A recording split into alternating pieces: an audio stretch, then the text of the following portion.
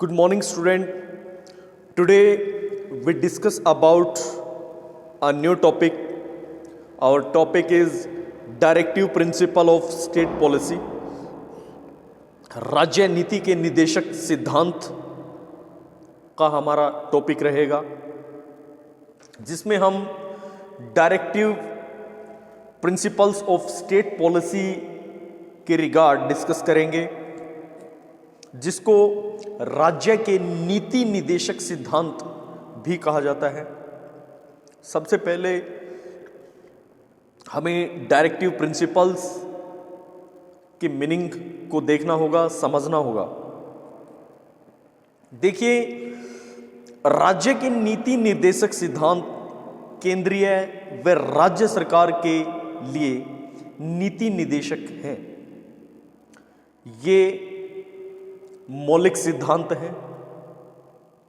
निदेशक सिद्धांतों का विचार आयरलैंड के संविधान से लिया गया है। आयरलैंड के संविधान से हमने नीति निदेशक सिद्धांतों को लिया है और इन्हें संविधान में शामिल करने का उद्देश्य आर्थिक न्याय प्रदान करना है।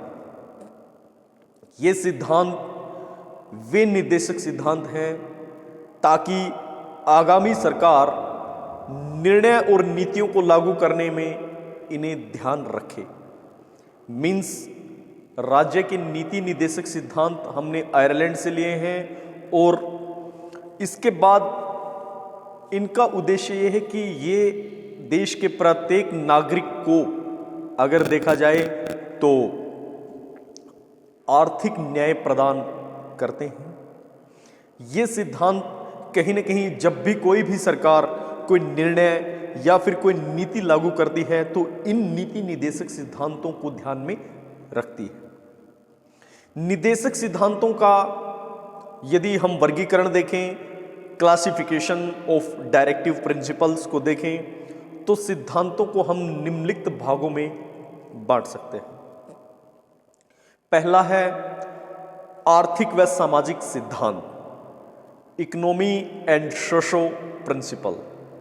देखिए, उसमें क्या कहा गया है कि स्त्री और पुरुषों को आजीविका कमाने के पर्याप्त साधन प्रदान करना, इसके साथ साथ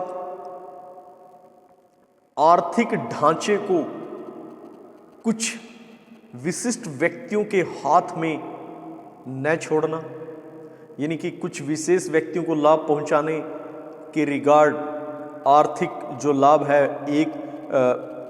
कुछ लोगों के हाथों में न सिमट के रह जाए।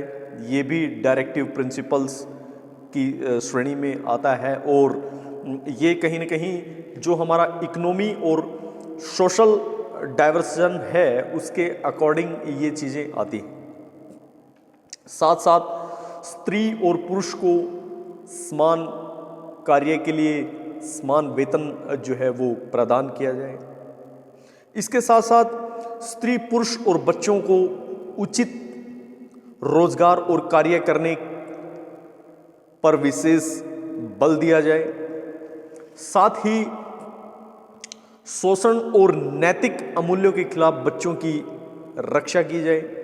ये भी हमारे निदेशक सिद्धांतों के वर्गीकरण में आता है और आर्थिक और सामाजिक सिद्धांत के रिगार्ड आता है। बेरोजगारी, बुढ़ापा, इसके साथ साथ बीमारी, असमर्थता की स्थिति में कार्य करने का अधिकार और लोगों को सहायता प्रदान करना, साथ साथ कार्य की स्थिति में सुधार और प्रसूति सहायता प्रदान करना भी जो है ये डायरेक्टिव प्रिंसिपल का एक जो है उद्देश्य होता है। इसके बाद जीवन स्तर में सुधार करने का प्रयास करना भी डायरेक्टिव प्रिंसिपल की श्रेणी में आता है। ठीक है, जो कि हमने आर्थिक और सामाजिक सिद्धांत के संदर्भ में लिया है। इसके बाद नेक्स्ट है गांधीवादी सिद्धांत, गांधीयन प्रिंसिपल। इसमें महात्मा गांधी के आदर्शों से जो है हम प्रेरित होते हैं। जिसमें अगर देखा जाए तो कहने का हमारा मीनिंग ये रहता है कि ग्राम पंचायतों का गठन करना, ग्रामीण क्षेत्रों में कुटीर उद्योग धंधों को बढ़ावा देना, साथ साथ स्वास्थ्य व हानिकारक वस्तुओं, नशीली वस्तुओं पर प्रतिबंध लगाना और इसके साथ साथ वन्य जीवन की रक्षा करना भी ये हमारा एक प्रिंसिपल है और गांधीयन सिद्धांत की श्रेणी में ये आता है। उसके बाद नेक्स्ट है अंतरराष्ट्रीय सिद्धांत। इंटरनेशनल प्रिंसिपल्स में क्या है कि अंतरराष्ट्रीय सहयोग और सुरक्षा को बढ़ावा देना, राष्ट्र के मध्य न्याय व सम्मानपूर्वक संबंध को बढ़ावा देना, संबंध स्थापित करना और इसके साथ साथ अंतरराष्ट्रीय कानून और संधियों के लिए सम्मान और आपस में पारस्परिक रूप से वार्तालाप और अंतरराष्ट्रीय विवादों का निपटारा करना भी जो है वो राज्य के नीति निर्देशक सिद्धांतों की श्रेणी में आता है। साथ साथ अन्यों में अगर देखा जाए तो सिविल कोड रखना, ठीक है ना, और इसके साथ साथ जो है अगर देखा जाए तो ऐतिहासिक स्मारकों की रक्षा करना और प्रदूषण वातावरण को सुरक्षित रखने के लिए जो है सहायता प्रदान करना। साथ साथ अगर देखा जाए तो एक वैधानिक नीति को भी निश्चित करना इस संविधान की श्रेणी में आता है, प्रिंसिपल थॉट प्रोसेस की श्रेणी में आता है। इसके बाद निर्देशात्मक सिद्धांत में, डायरेक्टिव प्रिंसिपल में अगर देखा जाए तो बच्चों के लिए मुफ्त और जरूरी शिक्षा का प्रबंधन, provision for free and compulsory education for children. निर्देशक सिद्धांतों में, डायरेक्टिव प्रिंसिपल में यह भी एक पॉलिसी है कि संविधान लागू होने के 10 वर्ष के बीच बच्चों को, 10 से 14 वर्ष की आयु के बच्चों को free and compulsory education provide कराना, ये भी डायरेक्टिव प्रिंसिपल की श्रेणी में आता है। और ये अगर देखा जाए तो डायरेक्टिव यानी कि निर्देशात्मक जो है सिद्धांत के अंडर ये सारी चीजें आती हैं। इसके साथ साथ अनुसूचित जातियों के लिए शैक्षणिक और आर्थिक रुचियों का प्रबंधन, provision of educational and economic interest for schedule caste, कमजोर श्रेणियों के लिए शैक्षणिक आर्थिक रुचियों में विशेष प्रबंधन की व्यवस्था करना और अनुसूचित जाति और जनजातियों के लोगों को शिक्षा की हर तरीके की पॉलिसी, हर तरीके का जो है लाभान्वित देना एक प्लानिंग के तहत, योजना के तहत, ये भी डायरेक्टिव प्रिंसिपल की श्रेणी में आता है, जो कि हम जो है इसके अंदर पढ़ते हैं। साथ साथ नेक्स्ट है भारतीय संविधान और विभिन्न स्तरों पर सरकार की क्या भूमिका रहती है।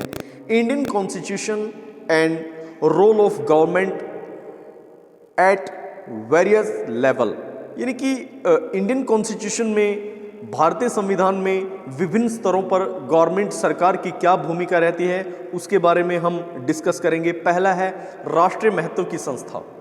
देखिए, अगर देखा जाए तो संविधान हमारे लिए विशेष कार्य करता है और कहीं न कहीं शैक्षणिक कार्यों में भी ये महत्वपूर्ण भूमिका निभाता है।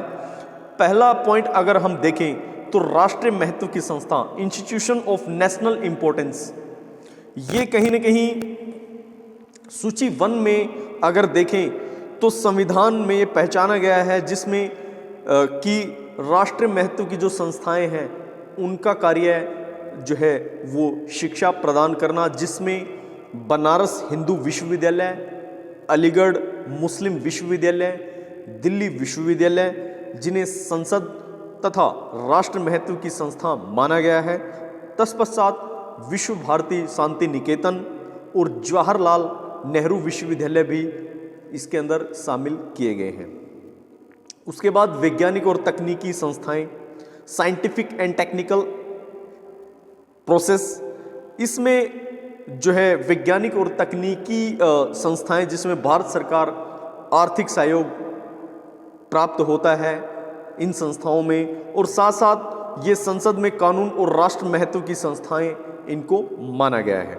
साथ साथ संगठित एजेंसियां और संस्थाएं, यूनियन एजेंसीज एंड इंस्टीट्यूशंस, ये भी जो है धारा के अकॉर्डिंग इनमें ये प्रावधान है कि व्यावसायिक व तकनीकी प्रशिक्षण की शिक्षा जो है छात्रों को प्रदान करना, जो जिससे अपना के वो अपने व्यावसायिक व तकनीकी जानकारी हासिल कर सकें और कहीं न कहीं जीवन के क्षेत्र में अपना विकास कर सकें।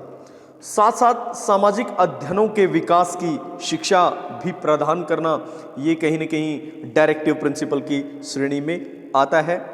इसके साथ साथ स्तर का निर्धारण व एकीकरण करना, ये भी जो है डायरेक्टिव प्रिंसिपल की श्रेणी में आता है।